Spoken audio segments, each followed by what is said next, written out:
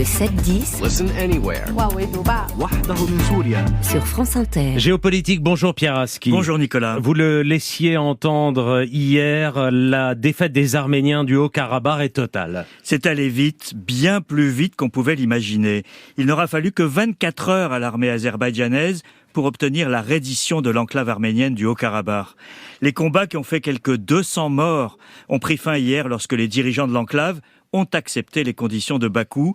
C'est la fin de la République autoproclamée d'Artsakh, le nom que les indépendantistes donnent au Haut-Karabakh. Comment expliquer cette rapidité alors que cette crise dure depuis plus de 3 décennies ? L'explication est simple, les Arméniens du Haut-Karabakh se sont retrouvés seuls. 2 acteurs majeurs de cette tragédie ont joué un rôle clé dans cette défaite, la République d'Arménie et la Russie. Dès le début des combats, l'Arménie a fait savoir qu'elle n'interviendrait pas, scellant le sort du Haut-Karabakh. Le Premier ministre arménien Nikol Pachinian savait que s'il volait au secours de l'enclave, il courait le risque de voir l'Azerbaïdjan poursuivre la guerre sur le territoire de la République.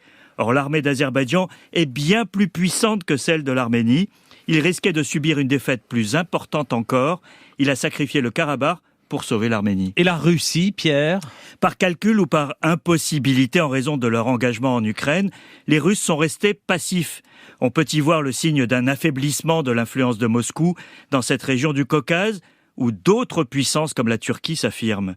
La Russie dispose d'une base militaire en Arménie et de quelques 2000 hommes déployés dans la zone du Haut-Karabakh au titre d'un précédent accord de paix. Ces troupes ne sont pas intervenues, pas même en interposition, mais c'est elles qui ont facilité le cessez-le-feu hier et la reddition de fait de l'enclave séparatiste. Dans le calcul russe, il y a assurément une forte hostilité vis-à-vis du dirigeant arménien Pachinian, arrivé au pouvoir en 2018, dans la foulée d'une de ces révolutions de couleur dont Moscou a horreur. Hier, la patronne de la chaîne de propagande russe RT, Margarita Simonian, affirmait que la Russie ne devait rien à l'Arménie. Elle relayait une diatribe contre Pachinian, qualifiée de Judas chauve. Et cette région, donc, Pierre, connaît de grands changements. Les conséquences de cette victoire azerbaïdjanaise sont encore à écrire, Nicolas. La nouvelle ère commence aujourd'hui, avec l'ouverture de négociations entre les séparatistes et les représentants de Bakou.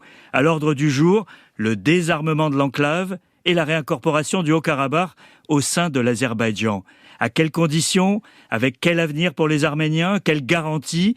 Ce sont des questions lourdes de sens, avec le spectre d'un nettoyage ethnique à la clé. Mais les changements géopolitiques ne s'arrêteront pas là. Le pouvoir de Pachinian à Erevan n'est pas assuré face à la colère d'une partie de l'opinion, attisée par Moscou. Enfin, la question de l'influence russe est ouvertement posée dans ce nouveau rapport de force imposé par l'armée azerbaïdjanaise. Ces 24 heures de combat ont changé la donne dans le Caucase. Merci Pierre Aski.